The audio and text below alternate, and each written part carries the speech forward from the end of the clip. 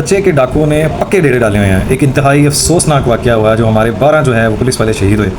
मसला यहाँ पे ये है, एक अकल जो है ना वो तस्लीम नहीं करती इस बात को कि किस चीज़ का इंतज़ार है हुकूमत को, किस चीज़ का इंतज़ार है पाकिस्तान आर्मी को, किस चीज़ का इंतज़ार है आपकी पुलिस को, किस चीज़ का इंतज़ार है आपकी दूसरी फोर्सेस को, और कौन से मुहरकात हैं, कौन सी ऐसी वजूहत हैं कि जनाब ये आपका जो है पीछा नहीं छोड़ रहे, आपसे ये कच्चे के डाकू संभाले नहीं जा रहे। उनके पास हर तरह के रॉकेट लॉन्चर, हर तरह के बम, ग्रेनेड और बड़े से बड़े जनाब जदीद से जदीद असला है। वो आखिर मुझे एक बात बताएं, सवाल ये है, ये सारा असला इन तक पहुँचा कैसे?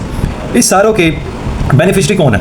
इस सब के पीछे कौन से वो अवामिल हैं, नासिर हैं जो इनको अभी तक शिकस्त देने से जो हैं वो कासिर हैं? कौन से लोग हैं जो इनकी पुष्पनाई कर रहे हैं? जाहिर बात है किसी का तो बेनिफिट है, इशारा तो है, किसकी तरफ तो है, किसका सहारा है, किसकी बैक है, कितने वो ताकतवर लोग हैं कि आपकी पुलिस जो है आए दिन शहीद लोग होते हैं और आए दिन जो है ना ये लोग चढ़ दौड़ते हैं, कईयों को अगवा कर लेते हैं, कईयों को कत्ल कर देते हैं, कईयों से डकैती कर लेते हैं और दंदनाते फिर रहे हैं और आपके पास कोई सोल्यूशन नहीं है। पाकिस्तान आर्मी को तो रिक्वायर्ड है जनाब हुकूमत की तरफ से गो हेड अप्रूवल रिक्वायरमेंट।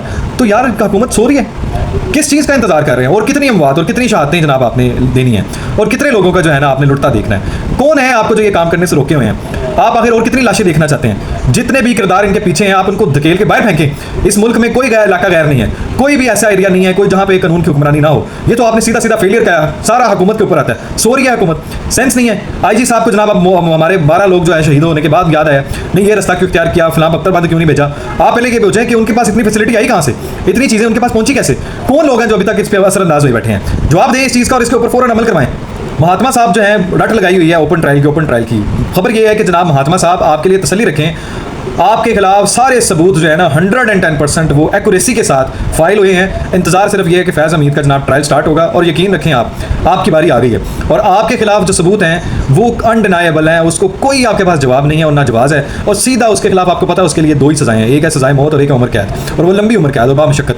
तो जो आपने गद्दारी की है, जो आपने 9 मई करवाया है, जो आपने वेंडलिज्म किया है, जो आपने तोड़फोड़ की है, जो आपने बगावत किया है, जो आपने आर्मी के अंदर जो है वो इंतशार और तकसीम डिवीजन करवाने की कोशिश की है, ये सारी चालबाजियाँ आपके सारे सबूत जो हैं वो आर्मी के पास हैं और आप यकीन रखें कि आपके लिए सजाएं बिल्कुल तैयार हैं और आप खुद ब खुद रोज़ जो है ना अपनी उस सजाओं को आवाज़ देते हैं। जब ये आप कहते हैं कि फ़लाँ का ओपन ट्रायल हो, आप यकीन जानें कि ये आपके साथ होने वाला है। मैंने आपको बहुत दिन पहले आगाह किया था कि मिलिट्री कोर्ट्स का आगाज़ हो चुका है, अब आपका ट्रायल होगा और अब आप अपने फटे चढ़ेंगे।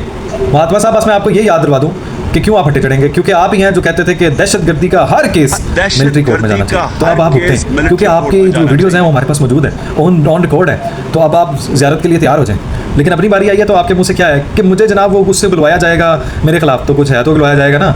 और दूसरी बात अब आप बारी आई है आर्मी कोर्ट की, आपके किस्सों की, आपके स्टोरीज़ की, आपके गलाजतों की, आपके झूठों की, आपके केसों की, तो अब आप भून जजों पे लगाना चाहते हैं। आपको बड़ा यकीन है कि जनाब वहाँ पे जो है इमरानदार जजेस होंगे जो इस बात को छोड़ देंगे, लेकिन आपको खबर दे दूँ अब आपका छुटकारा नहीं मिलना।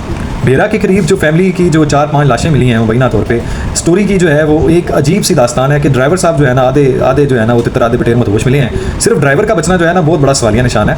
इसके पीछे इंक्वायरी होगी तो बहुत सी चीज़ें खुल जाएंगी, लेकिन ये जो जूस वाला मैटर है कि 2 जूस शेखुपुरा से लिए, ये बयानबाजी, ये सब झूठ है, ये गलत है। एक ही जूस को 6 लोग पी रहे थे, ऐसा नहीं है। ये बहुत बड़ा एक वाक़या है, इसके पीछे भी जो मरकत हैं वो आपके सामने खुल के आ जाएंगे, लेकिन मुबैना तौर पर इसमें ड्राइवर इन्वॉल्व है और बात सिर्फ इसके ऊपर ज़ाती अना दुरुस्ती की तरफ और अपनी जो है और पैसों की ही लग रही है। महात्मा साहब की अकल का आप अंदाज़ा लगाएं, नियाजी महात्मा साहब की, शेख मुजीब साहब की, कि ये एक 3rd डिवीजन का पास ऑक्सफोर्ड का पढ़ा BA है और चांसलर के इलेक्शन लड़ता है और ये कंट्रोल किसके मिडिल पास जो है ना एक डांसर के हाथों में ये नाचता रहा है। और उस बेचारी का आलम देखें आप, वो अपने आप को पीरज़ादा साहबा कब समझने लगी, पिंकी पीरनी साहबा, जब एक पीर साहब जो है ना वो एक उनको जनाब गेम में शामिल किया गया जनाब फैज़ याफ्ता फैज़ हमीद साहब की तरफ से, और पिंकी साहबा को जनाब वो इन्फॉर्मेशन दी जाती थी, वो झूठ बोल के इतना झूठ बोल के इतना पक्की हो गई कि वो खुद को जैन पीर नहीं समझ लगी कि वो जो आपको अलकाबात और जनाब आपको जनाब इल्हाम होते थे वो महात्मा साहब को लगता था कि ये जो इन्फॉर्मेशन ये जो ये देती हैं, ये जो इल्हाम इनको होता है, वो इल्हाम जो है ना वो फैज़ की तरफ से आता था और सारा फैज़ का मंबा फैज़ हमीद था। तो जनाब उसके कंट्रोल में रहे, सजदे करते रहे और पता नहीं क्या क्या करते रहे हैं, लेकिन वो कंट्रोल में थी जनाब फैज़ साहब के। और फैज़ साहब ने जनाब यही मोहरा बनाया हुआ था, एक पीर साहब को इंट्रोडक्शन में ला के साथ ही जनाब पीरनी साहब को कंट्रोल किया और बहुत से गैर मरासम के साथ। अब मुझे एक खबर ये है कि ऐसे लगता है कि जनाब इनके दरमियान जो है ना वो भी अलहदगी होगी, क्योंकि ये शख्स किसी के साथ नहीं रह सकता। और जब अब की बार जब ये अलहदा होंगे तो खान साहब जो हैं वो फिर पहले ही जनाब वो जो कहते हैं ना खान डटा हुआ है कप्तान, वो आपको लेटा तो पहले ही हुआ है, लेकिन वो बेचारा फिर लेटा हुआ भी ज़मीन में धंस जाएगा। इसमें एक गहरी बात यह है कि जनाब इसकी लड़ाई जो है ना एटलीस्ट इस अलहदगी से वो ज़रूर ख़त्म हो जाएगी। वो आपको पता है किससे ख़त्म होनी है और अभी तक वो लड़ाई पक्की है और उनके साथ मामले तभी सुलझेंगे जब ये कंट्रोल से बाहर आएंगे, क्योंकि वो लगाया हुआ उनका पौधा है।